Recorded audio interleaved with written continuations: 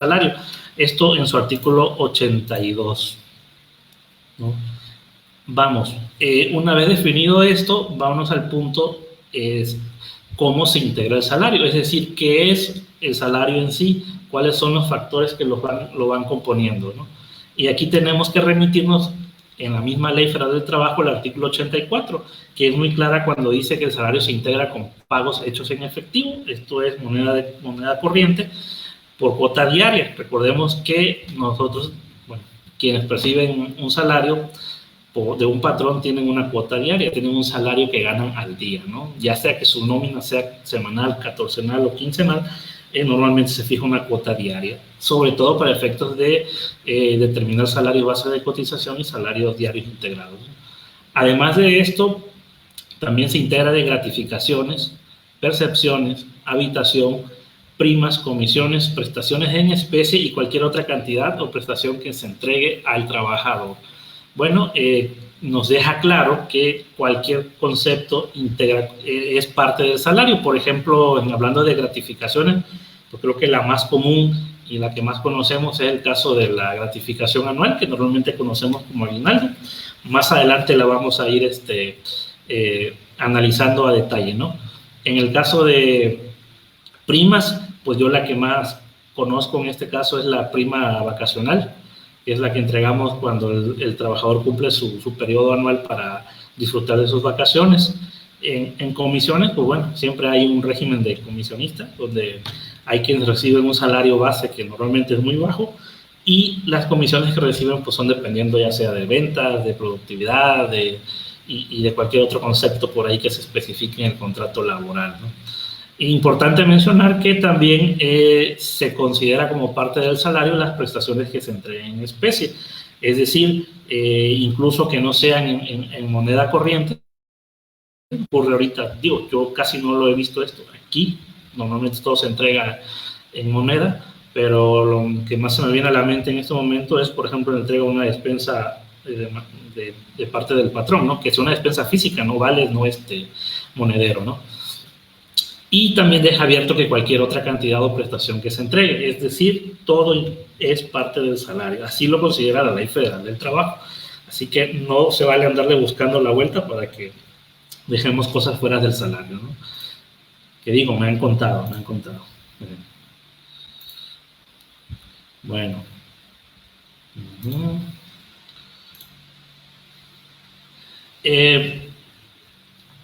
Continuando con el salario, en el artículo 83 nos menciona que este se puede fijar por unidad de tiempo, por unidad de obra, por comisión, precio alzado o cualquier otra manera. Es decir, esto es cómo la temporalidad en que se debe de fijar el salario. Lo más común es por unidad de tiempo, es decir, por día, ¿no? O por hora, que es lo que más vemos, ¿no? En el caso de comisión, pues lo que les comentaba, pues se da mucho para efectos de vendedores, ¿no? Lo más común, vuelvo a repetir, son las agencias de autos, ¿no? Tengo entendido que las personas que están contratadas para vender reciben un salario base y reciben alguna comisión por las ventas que vayan realizando de los vehículos, ¿no? Entonces, así se puede ir pagando o fijando este salario que ya definimos, ¿no? Ahora bien, hablando de plazos, la misma Ley Federal del Trabajo, en su artículo 88, nos indica que los plazos para pagos de estas nóminas, Clara nos dice pueden ser de manera semanal y quincenal. Ojo, me ha tocado ver en el caso de algunas nóminas que son de manera mensual. Sin embargo, la Ley Federal del Trabajo como tal no menciona estas, ¿no? Textualmente nos dice: los plazos para el pago del salario nunca podrán ser mayores a una semana, que es la semanal. En este caso nos menciona que es para trabajadores que desempeñan un trabajo material. El ejemplo más claro son los trabajadores de la construcción, los obreros, que en el caso de ellos su nómina no puede variar, tiene que ser de manera semanal. Y en el caso de los oficinistas que normalmente conocemos, pues ahí podríamos trabajar una nómina quincenal. Sin embargo, repito, no vemos algún fundamento que nos diga de la nómina mensual, ¿no? Bueno, continuamos.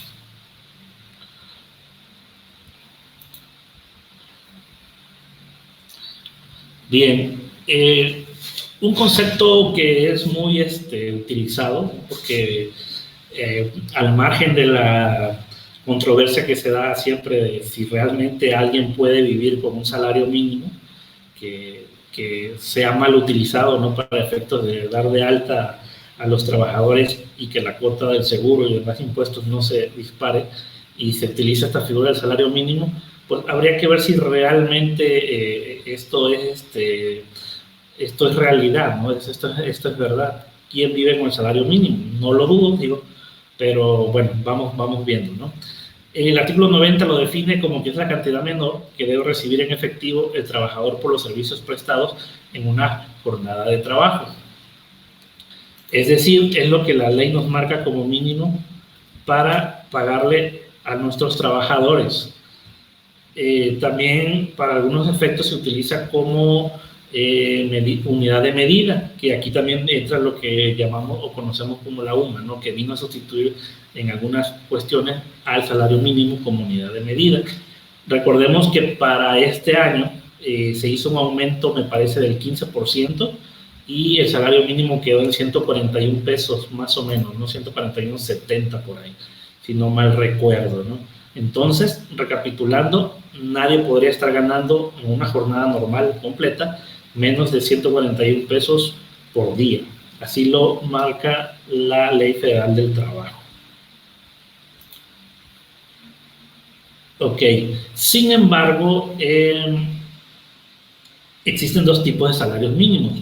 Son los generales, que se aplican por zonas, y están los profesionales. Estos profesionales se aplican por profesiones u oficios. A ver si puedo, no recuerdo cómo compartir el escritorio.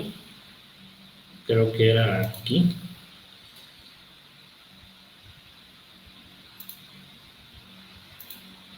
Ok.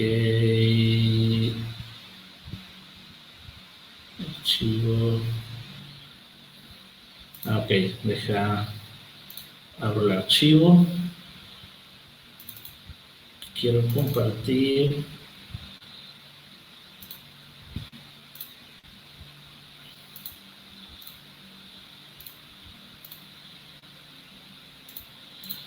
Creo que, a ver.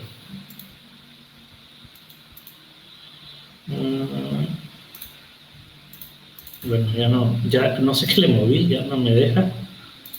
Vamos a regresar a la presentación. Ok, voy a cargar el archivito aquí nada más para verlo, ¿no? O sea, pues, y ahorita abro el otro, ¿no?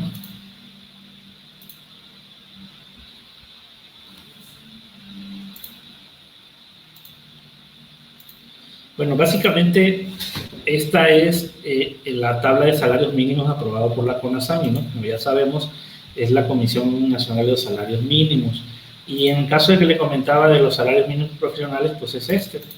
Aquí hay un listado en el que podemos ir buscando por profesión u oficio. Por ejemplo, vamos a ver un auxiliar, ¿no? ¿Cuánto es lo que debería de ganar un auxiliar? Vámonos. Ok. Vamos a ver. Creo que está muy pequeñito, pero bueno, vamos a ver aquí. Híjole, no se ve. Bueno, yo lo tengo acá y les puedo decir que en el caso de un auxiliar, tapicero, soldador, un secretario, dice aquí, o auxiliar, que es el 51, debería estar ganando un salario mínimo de 168.48, que es en el país en general, porque recordemos que en la frontera norte los salarios son mayores. Entonces, aquí se desfasa un poco, pero en el caso de un auxiliar, pues estaría ganando lo mínimo eso, serían ok, les decía 168 68 pesos con 48 centavos, ¿no? Por ejemplo, en el caso de una trabajadora del hogar, aquí nos marca un salario mínimo de 154.03 pesos, ¿no? Y así consecutivamente podemos ir viendo aquí los salarios que deberían de ser los mínimos, ¿no? Quiere decir que pueden ganar más, obviamente, pero no deberían de ganar menos que eso, ¿no? Bueno, vamos a regresar a la presentación.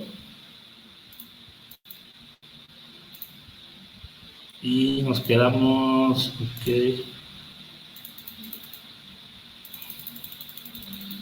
ok, plazos de pago, ya lo vimos, ok, salarios mínimos, ¿no? Le decía que pueden ser generales entonces o profesionales, según lo aprobado por la CONASAMI. Bueno, dentro de la misma ley se manejan lo que son las normas protectoras del salario del trabajador. Dentro de estas, podemos encontrar las siguientes, ¿no? En el artículo 98 nos menciona que los trabajadores dispondrán libremente de su salario. Cualquier disposición o medida que desvirtúe este derecho será nula, es decir, una vez que nosotros entreguemos el salario al trabajador, podrá disponer y gastarlo en lo que él más considere, ¿no? Es más, no se vale que yo como patrón les diga, ok, aquí está tu salario, pero solamente puedes gastarlo, invertirlo en mi negocio, ¿no? O no puedes comprar ciertos alimentos, no puedes comprar en ciertos lugares, o no le puedes comprar a la competencia, tienes que comprar con nosotros, ¿no? Entonces, esto está prohibido por ley, aunque se estipulara en el contrato, que yo dudo que alguien lo hiciera, pero aunque estuviera estipulado, básicamente esta cláusula sería nula, es decir, no se tomaría en cuenta, ¿no? Otra de estas normas protectoras la encontramos en el artículo 99, que es el derecho a percibir el salario es irrenunciable. Lo es igualmente el derecho a percibir salarios devengados, es decir, no se vale tampoco que el trabajador firme, autorice que no se le pague el salario, que trabaje sin su remuneración, ¿no? En el caso de que esto existiera, pues básicamente aplicaría lo mismo del artículo anterior y esta cláusula sería nula. Es decir, el trabajador tiene que recibir su salario correspondiente. Aunque el trabajador diga que no lo quiere hacer, no se vale, ¿sale? Y también tenemos en el artículo 106, donde nos indica que la obligación del patrón es pagar el salario y esta obligación no se suspende, salvo en los casos y con los requisitos establecidos en esta ley. Y aquí me quiero detener un poquito porque se me hace un punto interesante, sobre todo por todo esto que estamos viviendo del COVID. Hubo mucha polémica, yo recuerdo que esto dio mucho material para el análisis de lo que se emitió, de lo que emitió el Estado mexicano. No fue una contingencia, sino fue una situación de emergencia. Y derivado de eso, pues precisamente uno de los factores donde más pegaba o más implicaba era en el pago de salarios. Yo recuerdo que dentro de lo que se comentaba mucho eran dos cuestiones, ¿no? En el ámbito empresarial. Uno, pagar o no pagar impuestos. Recordemos que muchos negocios pues, fueron considerados fueron cerrados por mucho tiempo, ¿no? Sobre todo el sector hotelero o de turismo, ya sean restaurantes, agencias de viajes, estuvieron cerrados por mucho tiempo y pues no se tenía el ingreso para poder cubrir el pago de las nóminas y de los impuestos como tal. Entonces, estas eran dos controversias que se tomaban mucho, que algunos decían si era válido seguir pagando las nóminas, aunque el trabajador no estuviera laborando, ¿no? Por ahí el gobierno arrojó su postura y dijo que teníamos que pagar a los trabajadores, que si no, no las veríamos con ellos, ¿no? Así como amenazando ya. Y bueno, ya conocemos las ideas de este gobierno, ¿no? Entonces, yo incluso por aquí, bueno, no sé si me deje poner la liga, pero en el blog del Master Chanlati, ahí tiene uno de sus posts, esta plática muy interesante, donde lo acompaña el maestro Ramón Ortega y la maestra Nancy y el maestro Pablo Gutiérrez, ¿no? Mejor conocido como Diablillo Fiscal, donde precisamente abordan este tipo de temas, bastante interesante esta plática. Recomiendo que por ahí los que no han tenido oportunidad de verla